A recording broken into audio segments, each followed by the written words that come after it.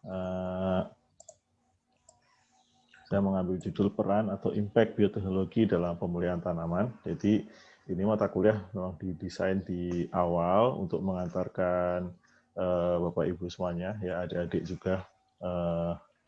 Yang saya tahu ini ada beberapa mahasiswa mantan bimbingan juga ada di sini untuk mengenal teknologi-teknologi di biotek tanaman yang berperan banyak di dalam pengembangan program pemulihan tanaman. Karena kan kita ketahui bahwa sekarang bahkan mungkin sudah terintegrasi ya, artinya sebetulnya proses breeding sendiri itu bagi beberapa tulisan gitu ya, bagi beberapa tokoh itu sudah menyatakan bahwa itu sebenarnya adalah proses engineering juga. Meskipun di dalam ininya mereka menyebut itu sebagai konvensional gitu kan, atau tradisional gitu kan. Sementara yang satu dia mendapat sentuhan bioteknologi. Nah, nanti akan kita lihat apa saja teknik yang dapat berperan memberikan dampak ya yang cukup signifikan dalam pengembangan ilmu dan juga program pemulihan tanaman. Dan karena ini adalah perdana dan kita berada pada kondisi yang tidak ideal karena COVID ini, untuk praktikum sementara memang belum bisa kita laksanakan praktikum basah. Jadi nanti untuk kegiatan praktikum itu diserahkan ke masing-masing dosen di setiap minggunya untuk memberikan assignment atau tugas atau aktivitas untuk menunjang pemahaman dalam materi yang disampaikan pada minggu tersebut. Gitu. Baik, mudah-mudahan tidak ada kendala. Bismillahirrahmanirrahim. Jadi kalau kita kembali kepada prinsip pemulihan tanaman, itu tentunya suatu seni gitu ya, suatu ilmu teknik untuk menghasilkan suatu varietas baru ya, atau mengimprove artinya genetik dari suatu tanaman untuk menghasilkan fenotip yang kita harapkan gitu kan. Tidak selalu harus lebih besar, lebih manis, kadang bisa juga terbalik kan, kita mengharapkan menghasilkan tanaman yang lebih kerdil, kita mengharapkan tanaman yang lebih pahit itu misalkan karena terlalu manis dan sebagainya. Jadi tergantung dari manusia, dan itu sekali lagi seni. Kita bisa membuat haplotype, kita bisa membuat ideotype tanaman yang diinginkan oleh pasar dan lain sebagainya ya. Nah, tapi prinsipnya adalah kita ingin menggabungkan beberapa sifat gitu kan, atau di awalnya sih 2 sifat itu misalkan untuk digabungkan ke dalam satu tanaman dalam rangka improve ya tanaman baru tadi. Nah, di ujungnya sama, jadi kita ingin menggabungkan gitu kan, atau menambahkan suatu sifat gitu. Cuma di dalam konvensional plant breeding itu didapatkan dengan cara disilangkan, kemudian diseleksi. Ya. Sementara di bioteknologi itu di pemahaman orang gitu ya, di pemahaman banyak peneliti baru gitu kan, atau masyarakat itu adalah terbatas hanya untuk penggunaan genetic engineering. Jadi hanya berbasis rekayasa genetika, padahal sebetulnya dalam menghasilkan produk pemuliaan secara konvensional pun pada akhirnya gitu kan. Makanya nanti kita di akhir melihat apakah produk yang dihasilkan itu sama antara konvensional breeding dengan modern gitu ya, breeding modern gitu. Kita akan lihat bahwa sebetulnya di akhir mungkin adalah sama. Jadi sebetulnya yang dihasilkan itu adalah tanaman yang memiliki gen baru ya, yang berasal dari tanaman lain, atau kemudian kalau kita bicara mengenai mutasi ya, mutasi kan beberapa juga menyebut itu masuk konvensional breeding karena bisa terjadi secara alami. Itu terjadi tanaman baru tanpa merubah gen gitu kan. Yang ketiga bahkan yang sama sekali tidak ada mutasi dan tidak ada perubahan gen, misalkan dengan grafting atau yang lain-lain. Nah, begitu. Nanti kita lihat di akhir itu sebetulnya adalah tujuannya sama, sehingga mengkotak-kotakkan antara pemulihan konvensional dengan biotek mungkin suatu saat juga akan sulit gitu, karena itu sudah menjadi suatu prosedur gitu ya dalam menjalankan program pemulihan tanaman. Jadi mungkin proses integrasi dari gennya saja yang melalui persilangan konvensional. Tapi dalam hal seleksi dan lain sebagainya mungkin sudah bisa melibatkan juga bantuan-bantuan dari bidang biotek. Ya. Baik, jadi di sistem tradisional, gitu kan, ini kan dari kuliahnya Bu Armini juga ya, dan gambar ini banyak tersebar di mana-mana. Jadi di dalam di dalam tradisional plant breeding, gitu, itu ada yang dia berbasis pada persilangan yang tanpa memperhatikan atau betul-betul melihat gennya apa, gitu. Namanya disilangkan, gitu kan. Kemudian itu kan acak ya segala macam. Jadi sebetulnya kalau kita lihat, sebentar ini ada apa nih di chat? Ini sudah saya approve semua ya. Saya nggak melihat ada yang belum saya approve, mungkin. Ya, mudah-mudahan semua sudah masuk nih. Mbak Mira ya, Mira Cynthia ya, tadi yang belum masuk ya. Sekarang sudah masuk semua. Baik, jadi secara tradisional ketika melakukan integrasi gen, gitu kan, menyilangkan gen, itu tidak tahu, tidak melihat untuk gennya itu seperti apa. Misalkan kita menyilangkan bunga putih dengan bunga ungu, kemudian menjadi bunga putih dengan bunga ungu ya, kemudian turunannya menjadi bervariasi segala macam. Kita menghasilkan, mengintegrasikan gen tanpa tahu itu gen apa. Gitu. Dalam hal ini tentunya sering disebut dengan ya conventional breeding segala macam ya. Yang sama saja sebenarnya kita mentransfer gen, tapi kita tidak tahu gennya apa. Nah ini yang sering kemudian mudah-mudahan di kita tidak ada gitu ya.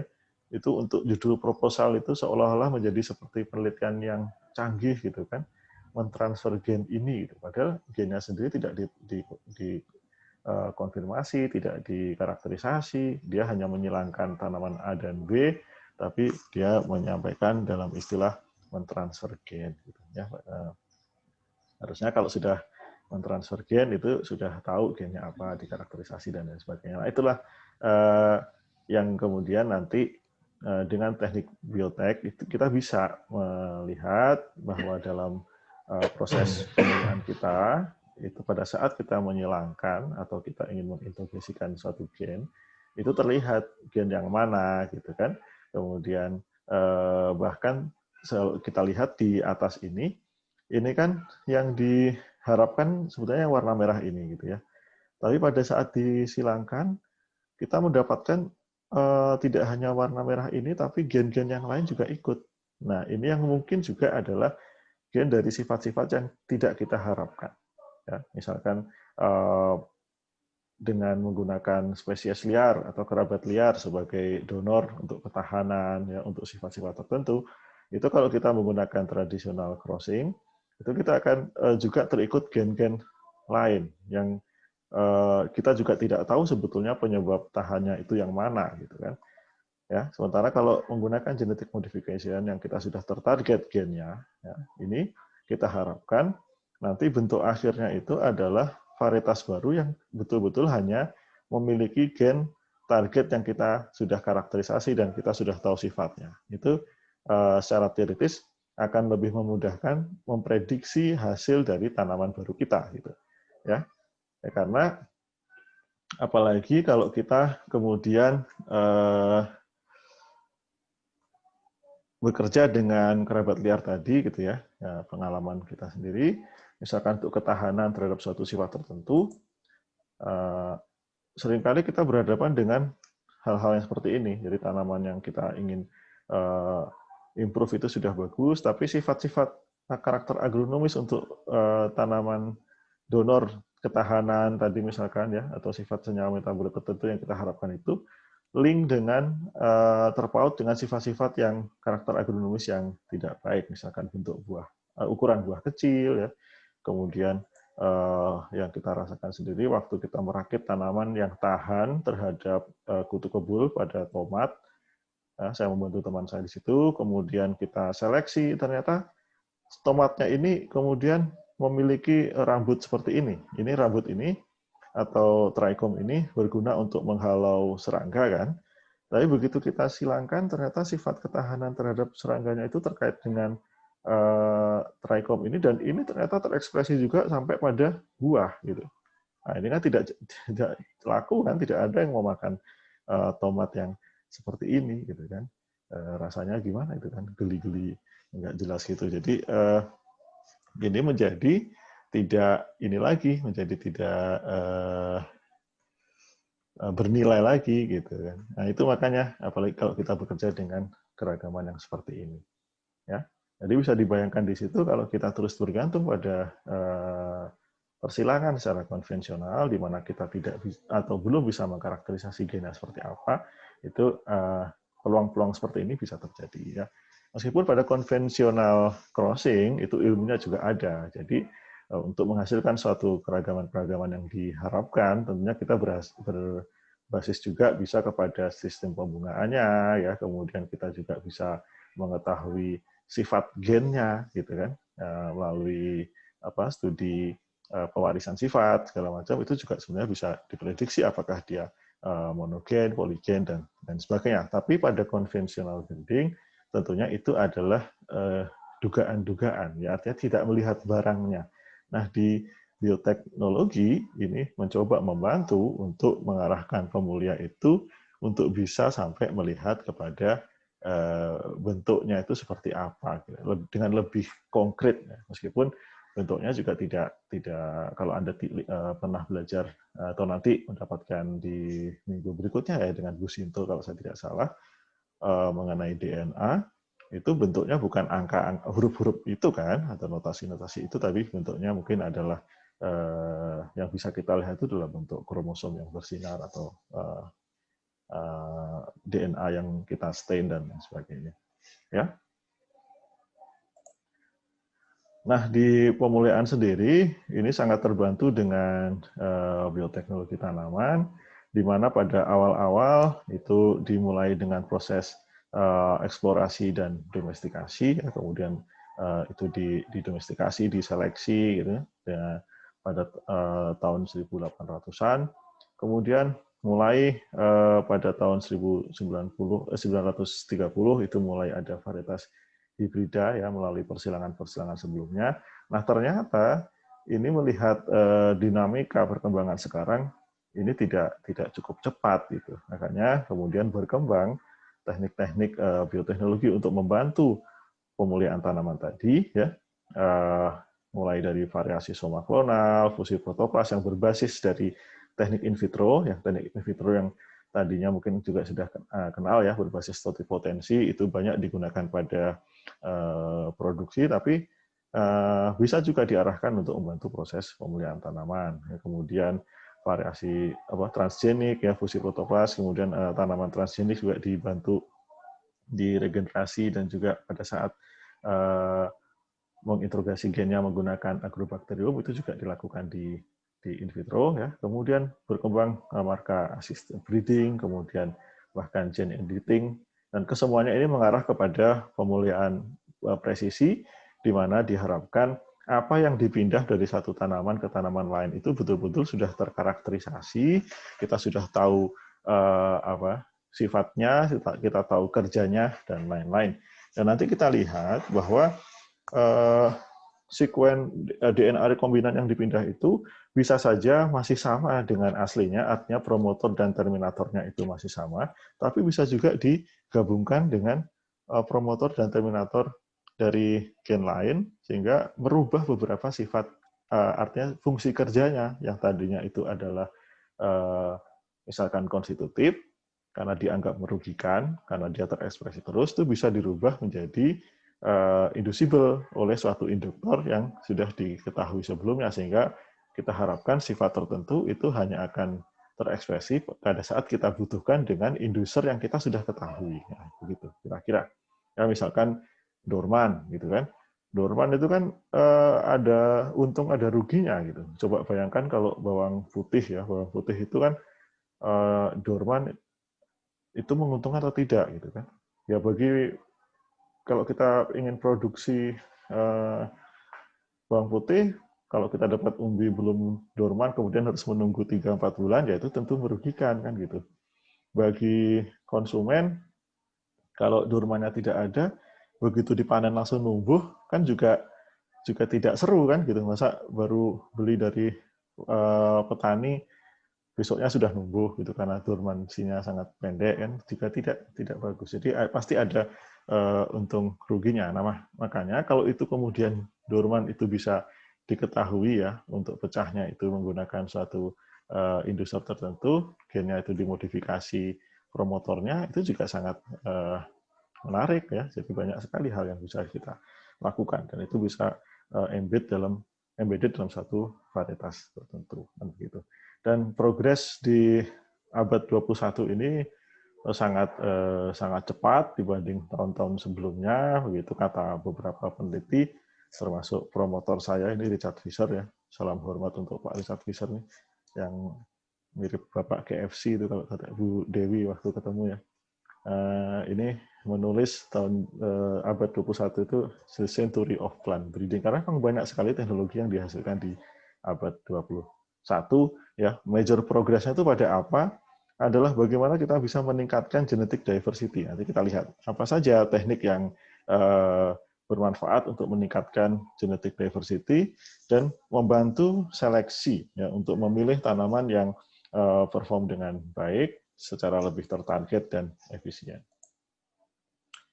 Dan proses pemuliaan sendiri ya dengan teknologi ini ternyata juga kan pemuliaan ini sering dianggap dia mempercepat genetic loss kan. Ternyata pada beberapa hal justru proses pemuliaan ya dengan bantuan juga nanti bioteknologi itu justru bisa meningkatkan keragaman genetik dari tomat nih misalkan. Tomat tuh waktu proses domestikasi segala macam itu memang ya kan tidak hanya diseleksi saja kan begitu ya. Diseleksi, dipilih yang paling bagus, paling ini untuk manusia ya itu tentunya genetic diversity-nya indeksnya akan turun. Tapi begitu manusia pemulia itu sudah bisa kemudian meningkatkan keragaman dengan berbagai cara yang nanti kita akan bahas, itu ternyata diversity indeksnya itu justru naik ya. Itu kira-kira. Dan di sekarang ini tantangannya semakin besar gitu kan. Jadi mungkin juga sudah sering membaca climate change, berubah suhu segala macam ini pengaruhnya sangat besar sekali terhadap laju fotosintesis, respirasi dan lain sebagainya ya. Kemudian karena climate change juga katanya kemudian pestnya sifatnya jadi berubah, lebih invasif, lebih macam-macam lagi gitu. Kemudian kebutuhan akan air yang tadinya di tahun 2016 itu 3.500 km kubik ya menjadi 5.500 km kubik di tahun 2050 sekarang. Jadi banyak sekali kendala yang akan dihadapi dan ini kalau kita mengandalkan pemuliaan konvensional ini katanya tidak akan sanggup untuk mengejar kebutuhan-kebutuhan ini sehingga ini diperlukan bantuan bioteknologi. Karena misalkan dari sisi fisiologi saja, ketika terjadi pemanasan tadi, ini semua sifat ya, ini akan sangat banyak terpengaruh. Misalkan fotosintesisnya meningkat, respirasi bermacam-macam ya, somata conductance dan lain sebagainya, sehingga bisa dibayangkan kita akan banyak memerlukan peran pemuliaan di situ. Dan kalau masih berbasis guessing ya, tebak-menebak berdasarkan berdasarkan probabilitas saja ya itu menjadi akan sangat lama gitu ya sehingga di sini diharapkan dengan bantuan bioteknologi itu bisa mempercepat karena memang kalau kita belajar pemuliaan di awal gitu kan kalau itu berbasis single gene gitu kan seolah-olah mudah sekali gitu. Tapi kenyataannya banyak sifat-sifat atau karakter yang kita harapkan bisa mengatasi berbagai kendala tadi itu bukan traits yang simple, bukan sifat yang mudah. Misalkan kalau resistance gitu ya. Resisten itu ini juga sangat kompleks. Seringkali dia poligen, gitu ya. Seringkali dia poligen, kemudian dia apa namanya mudah patah oleh satu dua hal gitu. Kemudian belum lagi kalau kemudian kita bicara mengenai yield. Gitu. Kan salah satu tujuan pemuliaan kemudian karena manusianya semakin banyak, yield harus tinggi kan. Nah ini lebih kompleks lagi. Yield itu adalah gabungan dari berbagai macam apa namanya karakter begitu kan, sehingga kalau tujuannya yield itu beberapa hal akan sulit ya. Kemudian belum kalau kita bicara nutrien efisiensi kan, bagaimana struktur akar segala macam itu sifat karakternya akan sangat banyak dan sangat challenging bagi kita. Kemudian juga stres yang lain misalkan arbitrase. Ya, belum lalu kita kemudian berhadapan dengan ornamental ya, kemudian host resistant dan lain sebagainya. Ini adalah karakter-karakter yang tidak simpel gitu. Ya. Dan kemudian kita juga ingat, ya, ini kemarin juga sudah saya jelaskan di kuliah yang lain ya, harusnya di sini dulu ya, bahwa kompleksitas itu juga berasal dari bahwa satu gen menjadi trait ya, itu tidak linear satu ke satu, bisa ada yang polygenik tadi ya. Jadi dia suatu phenotype itu harus berbasis ekspresi dari beberapa gen, dan juga ada yang sifatnya pleiotropik. Satu gen itu bisa menginduksi atau membuat fenotip yang berbeda-beda. Nah, begitu. Nanti ini akan lebih jelas di mata kuliah selanjutnya, ya bisa di Tech Lab maupun bisa di Omics dan di beberapa hal yang lain. Ya. Nah, jadi kalau kita bicara mengenai pemuliaan tadi, itu ada siklus umum kan. Siklus umumnya itu biasanya adalah kita meningkatkan keragaman, kemudian mengurangi keragaman dengan seleksi, memilih yang terbaik kan begitu kan. Nah, pada saat meningkatkan keragaman itu bisa dengan cross ya, dengan menyilangkan, kemudian untuk menseleksi bisa dengan field trial gitu. Nah, ini yang dua hal utama ini yang nanti kita akan bahas, apa teknik bioteknologi yang bisa kita harapkan membantu di situ gitu ya, dan memiliki impact yang besar ya untuk perkembangan pemuliaan. Tentunya tidak hanya itu, di sisi kiri pun misalkan di dalam germplasm input ya, dalam koleksi dan lain sebagainya, ini teknik bioteknologi juga banyak membantu gitu, dan juga nanti di rilis new variety itu juga akan banyak membantu. Pak Dirjen ya, Dirjen Horti Kementan bahkan sekarang sudah tegas menyatakan bahwa untuk rilis new variety itu harus dibuktikan dengan DNA test. Ya, meskipun masih beberapa kontroversi ya, masih beberapa hal itu perlu diluruskan, tapi setidaknya kebutuhan akan biotek ya untuk nanti menjadi tanaman di sisi ujung pun itu akan diperlukan. Gitu. Ya, jadi sudah tegas. Jadi kalau kita ingin sekarang merilis varietas hortikultura, ya terutama yang saya tahu itu harus sudah ada uji basisnya ke DNA. Gitu. Ya. Jadi kita lihat di setiap tahapan ini apa yang bisa kita bantu. Ya. Jadi peran bioteknologi tanaman, nah ini ada beberapa yang saya list, dan list ini akan terus berkembang, saya pikir ya, akan terus nambah tiap tahun mungkin. Jika ada ilmu baru harus kita tambahkan, termasuk dari Bapak Ibu semuanya, ketika nanti penelitian atau ada kesempatan magang ya, penelitian tempat lain, kemudian mempelajari ilmu baru, list ini akan berkembang. Jadi di bidang bagian genetika molekuler dan ekspresi gen, ini bioteknologi ini sangat banyak sumbangsihnya. Ini nanti akan banyak diterangkan di minggu depan ya oleh Bu Sinto kalau saya tidak salah. Jadi ada beberapa hal yang sekarang lebih detail tahunya. Kalau dulu hanya central dogma gitu kan, misalkan dari DNA ke phenotype melewati 3 tahap ya, DNA, RNA, kemudian protein, phenotype gitu kan. Sekarang ini untuk ekspresi gen ini lebih kompleks lagi, dan ternyata prosesnya juga bisa dibuat network ya untuk melihat dari dari A sampai fenotipe tertentu ini apa saja yang harus terjadi. Nah, itu kan akan banyak membantu pada saat nanti melakukan tagging terhadap gen apa yang sebetulnya bertanggung jawab terhadap satu sifat atau fenotipe tertentu. Ya. Kemudian DNA rekombinan, desain dan konstruksi vektor ini juga pada awal dulu perkembangan muncul tanaman transgenik ya. Ini juga sangat happening pada saat itu dan memang potensinya luar biasa sebetulnya gitu ya. Tinggal nanti di kuliah ini juga di bab terakhir akan dibahas mengenai regulasinya. Kira-kira bagaimana karena ya memang masih ada concern di situ. Ya, tapi yang jelas teknik ini memungkinkan, termasuk nanti genome editing dan RNAi. Ya, akan diterangkan oleh Pak Profesor Sudarsono secara lebih detail. Nanti akan saya sampaikan highlight-nya ya. Kemudian molecular breeding ya, gene tagging and discovery, kemudian marker assist breeding dan selection ya. Kemudian omics ya. Omics ini juga sekarang suatu hal yang banyak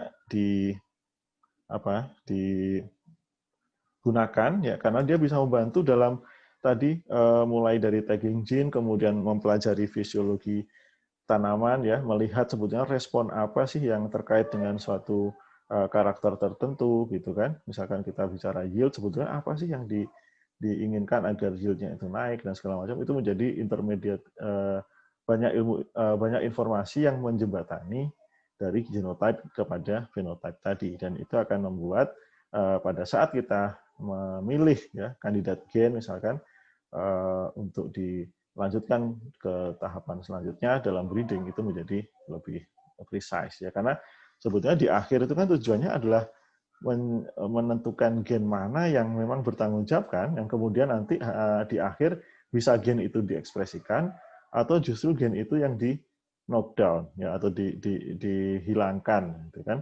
Nah, itu kira-kira. Nah, kemudian di teknik in vitro sendiri ini juga teknik yang masih sangat banyak membantu ya. Bahkan dulu pernah diramalkan teknik ini akan hilang, akan tidak terpakai lagi. Kenyataannya begitu sekarang muncul genome editing, teknik ini menjadi banyak lagi peminatnya gitu. Bahkan di beberapa universitas itu mereka merekrut secara khusus ahli-ahli kultur jaringan lagi dengan berkembangnya teknik genome editing yang memerlukan teknik regenerasi tanaman melalui kultur jaringan ini gitu ya. Dan saya kira teknik ini ke depan juga akan terus bertambah. Nanti kita lihat beberapa aplikasinya ya. Ini misalkan di bidang akhir germplasm ya, jadi kita mengoleksi plasma nutfah pun gitu kan. Dari situ in vitro itu sebetulnya sudah sangat bisa membantu ya, karena gambarannya bisa dibayangkan kita waktu koleksi di lapangan, lakukan eksplorasi segala macam, tidak semudah kita kemudian bisa mendapatkan benihnya. Ada tanaman yang pada saat kita sudah capek-capek masuk ke hutan gitu kan, itu ternyata kita dapat bagian daunnya atau kita hanya dapat bagian tertentu saja. Nah, itu dengan teknik in vitro ini bisa sangat membantu peneliti untuk kemudian melakukan koleksi ya, bisa dibayangkan. Jadi banyak hal yang bisa dilakukan termasuk nanti dalam menyimpan. Jadi setelah dikoleksi ini kita bisa simpan dalam waktu yang lama gitu ya, dengan beberapa teknik sampai kepada yang bisa kita kita simpan selama tahunan dan kemudian bisa kita recovery, kita hidupkan lagi saat dibutuhkan ya. Nah, kemudian dari sisi pemahaman terhadap central dogma ya, kemudian juga dari genome to phenotype yang dulunya kita tidak mengetahui apa itu yang sebetulnya terjadi itu kan, hanya berbasis hipotesa notasi saja segala macam. Sekarang ini sudah dengan bantuan bioteknologi ini bisa memprediksi gitu. Jadi apa yang dapat terjadi ketika melihat gen ya, kemudian apa yang bisa terjadi dengan melihat transkriptom atau messenger RNA, kemudian pada level protein dan kemudian dengan teknik metabolit juga bisa melihat apa yang sebetulnya sedang terjadi dan telah terjadi, kemudian bagaimana rantai tadi untuk kemudian membentuk phenotype, dan ini bisa bolak-balik, jadi metabolit ini bisa sebagai sinyal untuk mengaktifkan gen yang lain dan sebagainya, maka itu akan sangat membantu pemahaman dalam pemulihan untuk di akhir sekali lagi mendeteksi ya atau mencari gen yang bertanggung jawab yang kemudian nanti di akhir itu mau diintrogesikan atau dimutasi dan sebagainya. Jadi nanti bisa didapatkan lebih jauh di mata kuliah Omics untuk pemulihan tanaman. Kita akan membahas mengenai teknik di genom ya, di genomics, kemudian transkriptomik ya, proteomik, metabolomik, dan genomik, yang data-data ini kemudian bisa diolah ya, dikorelasikan atau diasosiasikan untuk menghasilkan informasi sebetulnya dari sisi genom ke fenotip ya, itu mana yang rangkaiannya itu paling bisa dipertanggungjawabkan, artinya paling jelas lah gitu ya, daripada kita langsung menebak dari genom ke fenotip tanpa ada informasi di tengah. Ya, jadi nanti harapannya di akhir tentunya seleksi itu juga bisa berbasis dari informasi yang paling sederhana. Kan kalau di pemulihan konvensional kita juga selalu mencoba mencari karakter seleksi kan. Karakter seleksi kita coba korelasikan antara beberapa sifat yang diamati ya, bahkan kita korelasikan buat sidik lintas dengan hasil dan lain sebagainya. Nah, nanti harapannya itu lebih cepat lagi dengan melihat genotipnya, jadi bisa berbasis marka ya, marka yang berasal dari gen ataupun marka yang tidak dari gen, artinya dekat dengan gen yang terasosiasi dengan gen tertentu sehingga dia menunjukkan atau bisa memprediksi performance dia di lapangan seperti apa. Ya, kalau kita bicara pemulihan untuk tanaman-tanaman semusim ya tentunya oke, masih bisa dibayangkan lah kita melakukan persilangan dan sebagainya, kemudian punya turunan ya, kita seleksi lagi. Tapi kalau kita nanti sudah dealing dengan tanaman-tanaman tahunan ya itu, maka kalau kita bisa mengkarakterisasi gen ya, kemudian kita melakukan seleksi berbasis marka, itu akan menjadi sangat lebih efisien. Nah, kemudian nanti juga akan diterangkan mengenai penanda molekuler ya yang umum digunakan. Yang intinya adalah sebetulnya sama. Yang saat ini yang paling banyak adalah SSR dan SNP ya. Ada yang nanti diterangkan mungkin di kuliahnya Bu Sinto ya, atau di Omics bagian saya juga ada. Jadi intinya ingin melihat perbedaan fragmen DNA tadi berdasarkan ukuran ya maupun nanti dengan cara sequencing. Kalau sequencing kan berarti kita menjajarkan dua utas DNA dan melihat perbedaannya, sementara kalau berdasarkan ukuran ini yang masih sering banyak dipakai juga dan memang bermanfaat ya, artinya memang dapat membantu. Ini adalah yang berbasis ukuran DNA. Jadi misalkan genotipe A kita potong dengan suatu enzim elastasi tertentu, dia akan menghasilkan potongan seperti ini, sementara genotipe B ketika kita potong akan menghasilkan potongan seperti ini, divisualisasi, maka dia akan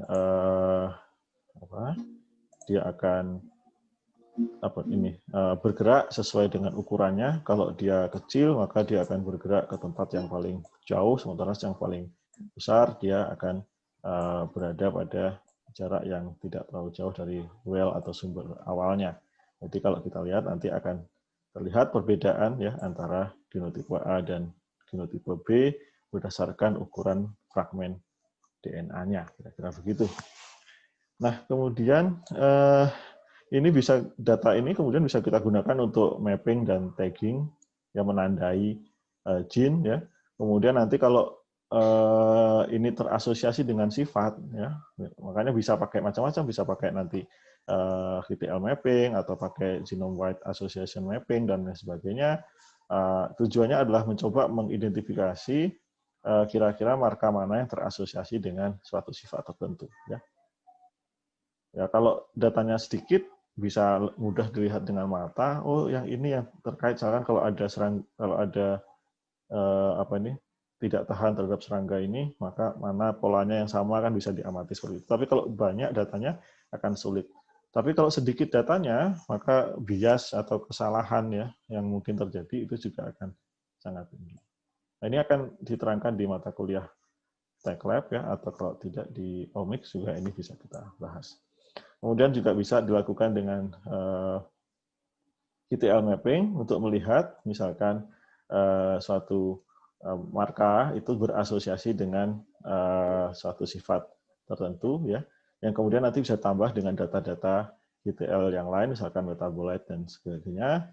Dan kalau sudah ininya itu lengkap, database-nya lengkap ya, itu bahkan bisa kita kemudian melihat ke physical map di daerah itu ada gen apa. Nah, ini yang bisa kita gunakan sebagai kandidat gen untuk percobaan selanjutnya, untuk dikonfirmasi atau di karakterisasi. Ya.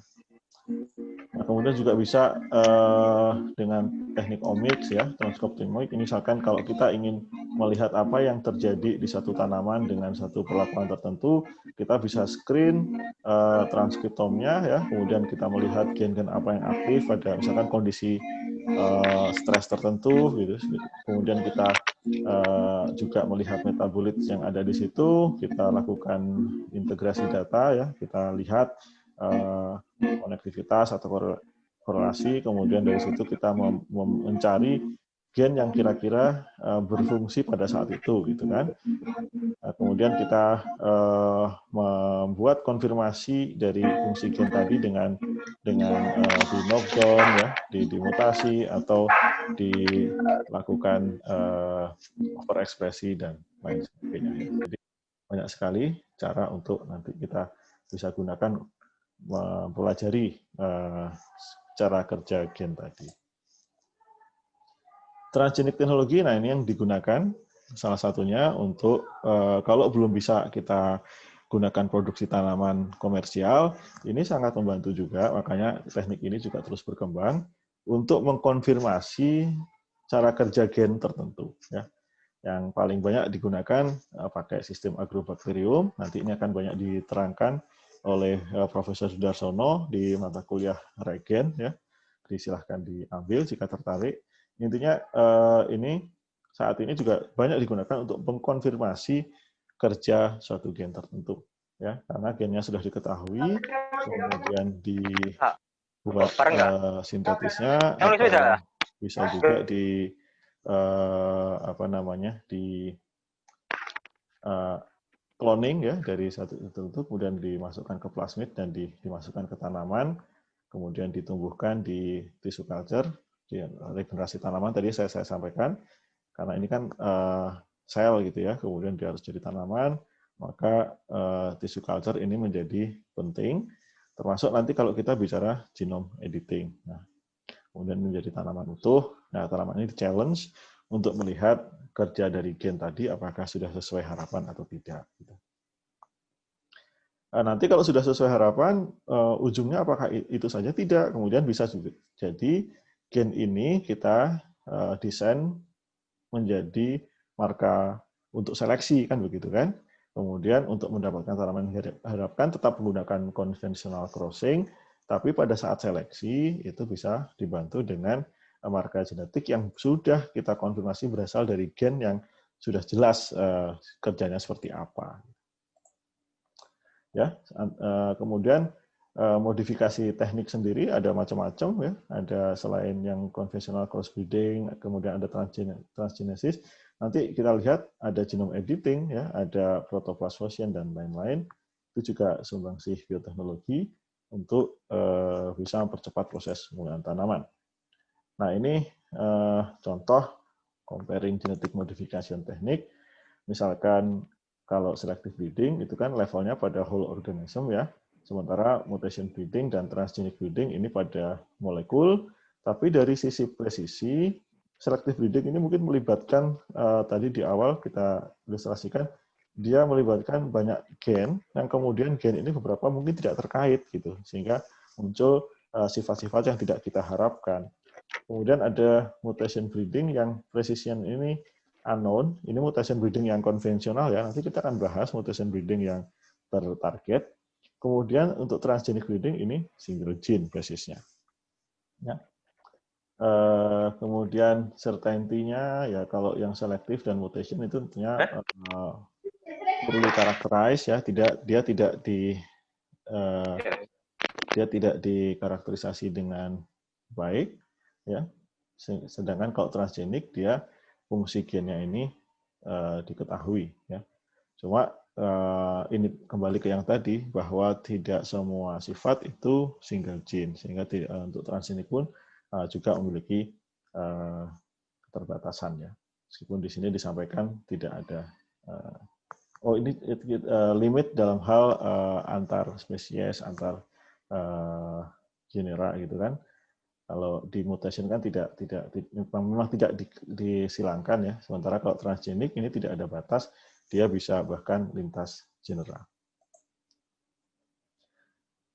Ya, kemudian in vitro breeding method. Jadi in vitro tadi kita kembali itu tidak hanya membantu dalam hal regenerasi, sebetulnya juga banyak yang bisa dilakukan di situ. Ini akan juga kita bahas di mata kuliah ini nanti oleh Pak Agus Purwito ya, Profesor Agus Purwito, kemudian oleh Profesor Bambang mengenai teknologi haploid ya, kemudian juga variasi somakonal, mutasi di sini ya, kemudian seleksi in vitro, somatic hybridization, dan ada juga sebetulnya in vitro flowering dan crossing, meskipun ini tidak banyak dilakukan, tapi sebetulnya secara teoritis ini dapat membantu ya. Nah, ini fusi protoplas nanti akan dijelaskan lebih lanjut oleh Pak Agus Purwito, saya pikir. Jadi kita menggabungkan dua sel yang tanpa dinding sel, ya, kemudian menjadi satu, dan tentunya tidak semua pasti berhasil, pasti ada degradasi dan lain sebagainya, tapi ternyata kalau kita lihat, yaitu cukup membantu karena beberapa sifat yang sulit untuk disilangkan secara konvensional karena beberapa alasan, ya, karena tidak berbunga atau alasan yang lain, misalkan itu ternyata bisa juga diintegrasikan. Ya. Kemudian double haploid teknologi, ya ini juga banyak membantu di pemuliaan. Nanti akan disampaikan secara lebih lengkap oleh Pak Profesor Bambang Purwoko ya. Ini akan menjembatani ya kalau kita lihat misalkan di konvensional plant breeding ya itu kalau kita ingin mendapatkan varietas galur murni ya atau kita ingin membentuk galur murni untuk studi pewarisan dan lain-lain atau sebagai tetua hibrida itu memerlukan siklus yang panjang gitu ya, bisa sampai 8 generasi atau harus mencapai F8. Sementara ini bisa dibantu dengan double haploid teknologi untuk membuat lebih cepat, misalkan 2 atau 3 generasi saja. Ya, karena seperti apa prosesnya ya tentunya pada saat meiosis ya, membutuhkan meiosis segala macam itu bisa kita pisahkan sehingga hanya setengah set kromosom saja yang kemudian nanti kalau kita gabungkan itu akan kita pisahkan, kemudian kita gandakan, dia akan menjadi tanaman yang homozigot. Ya, itu dengan cara interculture, ya, microspore culture dan lain sebagainya. Nanti Pak Bambang ini akan menjelaskan secara lebih rinci di situ. Dan ini mengilhami banyak teknologi baru di bidang pemuliaan. Misalkan reverse breeding, ya nanti bisa dibaca ini. Intinya di sini adalah dia menggunakan double haploid teknologi untuk menghasilkan calon tetua hibrida, gitu kan, atau menghasilkan suatu varietas baru yang berasal dari sebenarnya persilangan biasa. Jadi kalau persilangan biasa kita silangkan, itu kan konstituen genetiknya itu akan sangat beragam. Ya, untuk mengembalikan itu bisa dilakukan reverse breeding namanya dengan cara kita buat haploidnya dan haploidnya digandakan, disilang balik, maka kita akan mendapatkan tanaman yang tadi sesuai dengan yang kita seleksi dengan conditional breeding itu dengan lebih cepat. Karena kalau tidak kan itu harus diseleksi terus itu kan sampai hanya sifat itu yang kita kehendaki kan. Nah, itu akan sangat lama gitu. Nah, dengan reverse breeding ini akan lebih cepat. Tapi basisnya di reverse breeding ini kalau Bapak Ibu teman-teman baca itu adalah ini ada di sini adalah double haploid plant ya. Nah, baik, jadi kita kembali ke sini. Jadi sudah terbayang ya, banyak hal yang bisa membantu di siklus pemuliaan ini ya dari sisi bioteknya. Sebenarnya sudah ada di sini ya, ada beberapa hal, cisgenesis, transgenesis. Nah, ini akan coba kita lihat sebentar lagi. Ya, dari situ tadi berkembang teknik-teknik yang lain. Ya, ini saya dapat dari pelatihan. Ada yang namanya new plant breeding teknik. Ini juga berbasis ilmu-ilmu tadi. Ini adalah teknik yang dibuat lebih precise dan mungkin juga lebih cepat, gitu kan? Menggunakan genetic modification segala macam, tapi final produknya itu seringkali juga diharapkan tidak memiliki DNA asing, karena kalau transgenik ya tadi kan kendalanya masih acceptance-nya kan masih susah gitu kan, karena misalkan pakai DNA bakteri dan lain-lain. Makanya sekarang arahnya itu digunakan untuk memproduksi yang tidak terlalu banyak campur tangan DNA asing gitu. Ada beberapa, ini misalkan targeted mutagenesis ya, nanti diterangkan oleh Pak Sunarsono lebih jauh. Ini intinya adalah mutasi itu sekarang juga sudah bisa berbasis sesuatu yang kita ketahui sehingga tidak acak betul gitu, sehingga kita melakukannya sudah pada site directed mutagenesis ya, atau disebut juga nanti dengan genome editing. Kemudian cisgenesis. Ini transformasi tanaman ya dengan gen yang sebetulnya berasal dari tanaman atau tanaman aslinya, native plant. Cuma dia lebih terkarakterisasi kan, sehingga ketika memasukkan gen itu sudah lebih jelas gitu. Nah, ini juga ternyata dua ini sekarang di Eropa itu masih dianggap sebagai GMO ya, tapi di masih sedang diperjuangkan bahwa ini sebetulnya ya tidak GMO banget gitu. Mungkin nanti pemanfaatannya bisa lebih mudah gitu. Ya. Jadi targeted mutagenesis atau genome editing ini merubah satu bagian genom itu pada satu site yang spesifik. Jadi tidak mutasi yang dulu-dulu itu misalkan dengan iradiasi ya, kita tidak tahu dia termutasi di mana segala macam, gen target kita termutasi atau tidak gitu. Kalau ini targetnya adalah gen tertentu yang kita ingin rubah. Baik itu nanti kita lihat dia kita matikan dengan cara dirubah atau kita ganti bahkan dengan diedit ya. Nah ini jadi bisa small deletion artinya dirubah sedikit ya. Kemudian ini tujuannya untuk mengganti pengaruh dari spesifik gene ya, biasanya untuk knocking out atau menonaktifkan gen tadi. Kemudian bisa juga mengganti exchange with DNA ya dengan another piece of DNA, misalkan desirable gene variant, artinya gen yang kita sudah karakterisasi, sudah kita ketahui itu yang kita harapkan. Nah, itu kita bisa ganti karena mungkin sisi-sisinya itu sama, cuma dalamnya berbeda kan begitu kan. Misalkan sekuen gen pada tanaman bawang merah kita ganti dengan bawang putih misalkan. Tapi kalau bawang kan belum banyak mengerjakan, yang sekarang banyak itu di tomat gitu ya. Jadi di tomat itu kita ganti dengan gen lain. Nah, ini targeted recombination atau homolog. Jadi prinsipnya sama seperti DNA-nya kita gunting gitu kan.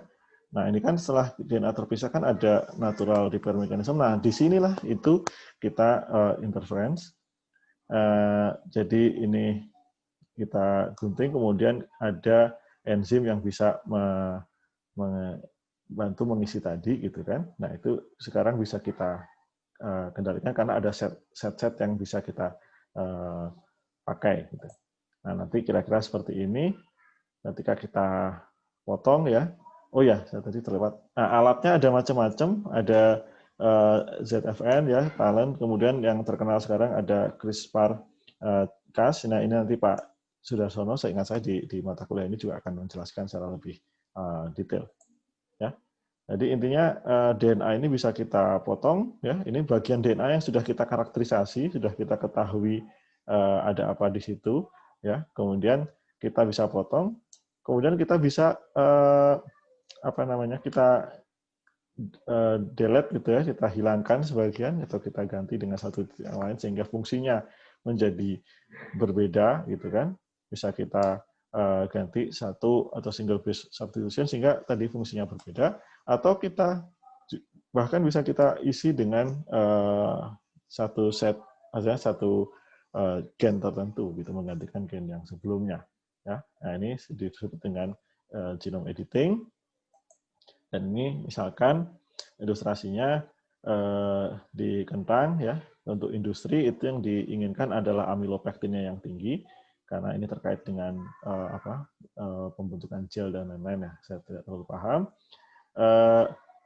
Dia ingin mematikan gen yang kedua ini ya. Nah, ini dia kemudian dilakukan genome editing, gen penyandi untuk amilose ini di knockdown dengan cara di edit tadi.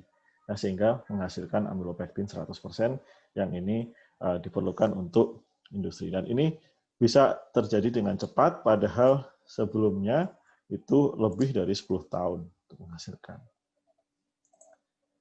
Ya, kemudian cisgenesis mungkin sudah pernah dengar juga, nanti di transgenik juga dibahas, bahwa ini mengintroduksi trait baru ya, dari sebetulnya spesies yang cross-compatible, tapi kita lakukan dengan genetik modifikasi karena pengen lebih tertarget gitu, lebih precise gitu, karena kalau pakai persilangan biasa kan tadi bisa terikut dengan gen yang lain dan lain sebagainya, kompatibilitas dan lain sebagainya. Nah, ini kita lakukan seperti transgenik dan bahkan menggunakan promotor dan terminator sendiri gitu ya.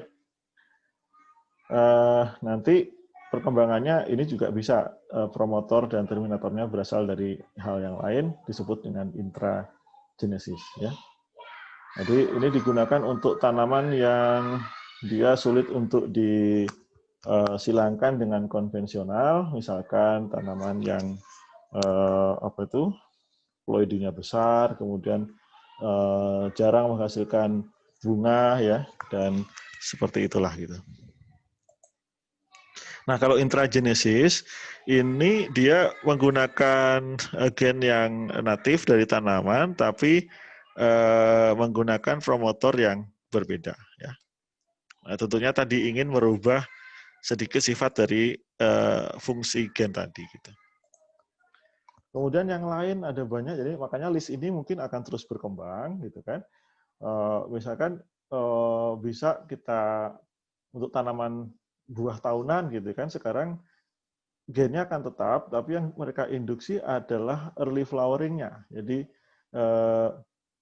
dibuat berbunga lebih cepat sehingga bisa disilangkan secara konvensional, gitu kan. Kemudian juga menggunakan grafting ya. Dan ini saya yakin teknik-teknik ini ke depan akan terus bertambah ya. Tapi intinya adalah di akhir kita melihat bahwa breeding teknologi ya, artinya berbasis bioteknologi tadi, ini memberikan impact yang signifikan, kalau saya boleh katakan, kepada program pemuliaan secara konvensional atau tradisional, yaitu pada lebih cepatnya dia mengintroduksi atau mengintegrasikan sifat ke tanaman, ya, kemudian juga meningkatkan genetic variation, ya, seperti tadi saya sudah jelaskan. Dan juga sebetulnya ini satu lagi adalah meningkatkan efektivitas seleksi ya. Mungkin sudah masuk di sini ya. Quickly ini ada seleksi cepat sehingga mungkin lebih efisien gitu.